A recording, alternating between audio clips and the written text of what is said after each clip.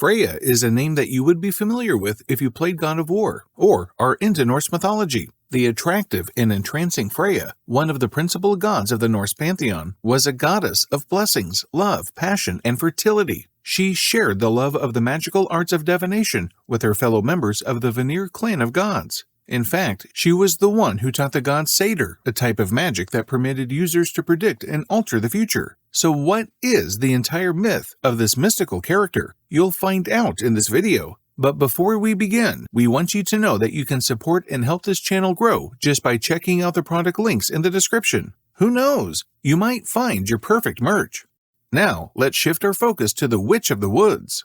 Compared to the other Norse goddesses, Freyja was kinder and friendlier. Thor used violence to attain his objectives, whereas Odin and Loki used deception. But Freyja, she used her gifts, beauty, and sex to persuade others. She had a darker side. Despite the fact that she was frequently selfless and kind, like the male gods, she enjoyed the taste of blood and was a ferocious warrior. She allegedly claimed the lives of half of all warriors ever killed in combat. It was acknowledged that Freyja represented a typical vulva, a satyr practitioner whose ritual and craft allowed her to predict the future. The vulva might then seek to change the course of events, saving allies from impending calamity and guiding adversaries to their demise. She lived in the palace of Sessirnir, also known as the Seat Chamber, which was situated on the field of Folkvangr, also known as the Field of the Host, where half of those who died in combat went to spend eternally, and the other half went to Odin's Hall Valhalla. Although Freyja rarely used weapons of battle, she did have a variety of other accessories. One such thing was a falcon feather cloak that bestowed the ability to fly onto whoever donned it. When Freyja was not donning it herself, she lent the cloak to friends and allies who were willing to carry out her orders.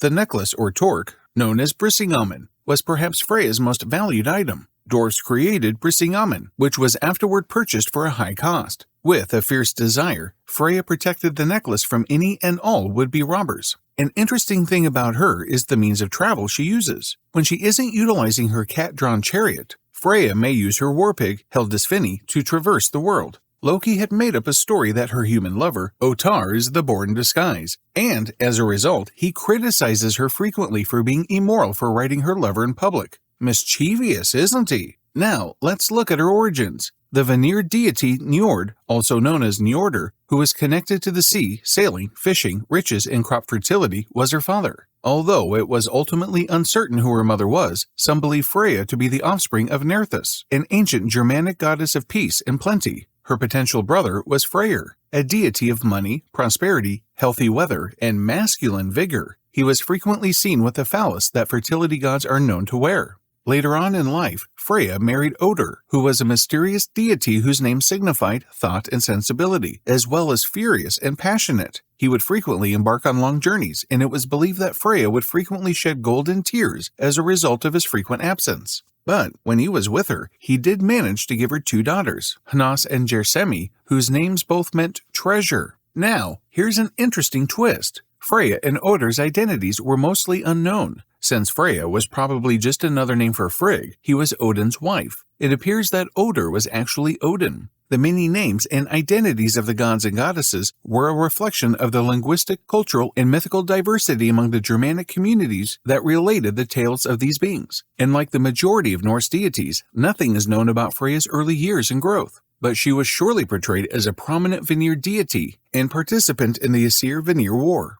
Odin requested Freyja to supervise the sacrifices after the two sides came to a peace agreement. In this capacity, Freyja safeguarded the harmony of the gods and upheld the reproductive cycles that kept the world in motion. She was lauded and feted to the point where her name was given to all women of high social status. Stories about Freyja frequently emphasized her seductiveness and attractiveness. In one such tale, Freyja was used as a pawn in a dangerous deal. The story began when a hill giant came to the gods and promised to construct a stronghold to defend them from Jotnar foes.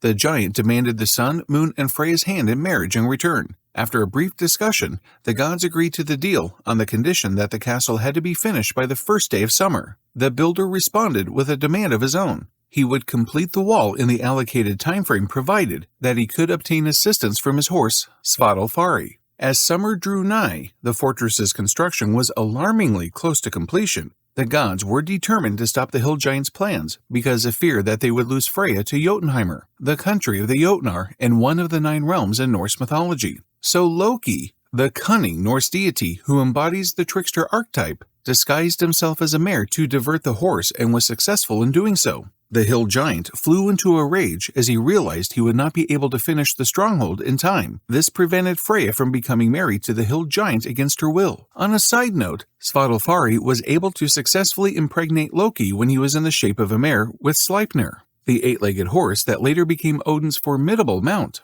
Thrym, the king of Jotnar and ruler of Jotunheimr, also lusted after Freyja. The story began with Thor awakening to find his hammer, Mjolnir, missing. Loki requested Freyja's falcon feather-covered cloak so that he could discover it, and she gladly gave it to him. He then later found out that Thrym had claimed Mjolnir and wanted Freyja to return it. Freyja was so enraged when Loki broke the news to her that the god's palace trembled and her torque, Brisingamen, crashed to the ground. And then the gods devised a humorous plan to get back the hammer. In order for Thor to enter Thrym's hall unobserved, they disguised him as Freyja and decorated him with her cherished necklace and a bridal veil. As Freyja's maid, Loki joined them as they searched for Mjolnir, and they forcibly wrenched it from Thrym's grasp. According to another story, Freyja was Odin's lover, and he had a serious crush on the beautiful goddess. While prowling one day, Freyja discovered a cave where 4 dwarves were busy creating a necklace, the Brisingamen. The jewelry captured Freyja's attention since she adored exquisite things. Only if she was willing to sleep with each of them individually would the dwarves agree to give it to her, and she agreed. After some time passed, Loki discovered the affair and informed Odin, who then persuaded Loki to change into a flea and enter Freyja's locked bedroom tower to take the jewelry.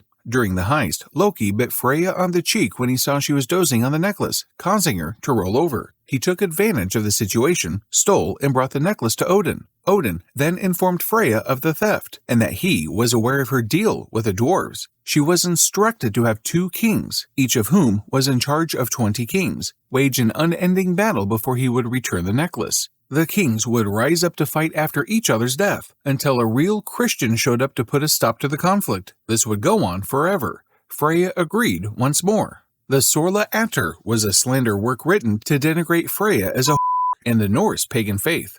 So that was the twisted story of the Witch of the Woods. While not complete, it does touch upon many interesting aspects of her story. If you enjoyed listening to it, then smash the like and subscribe button and check out our channel for more. We'll see you next time. Until then, stay mythical.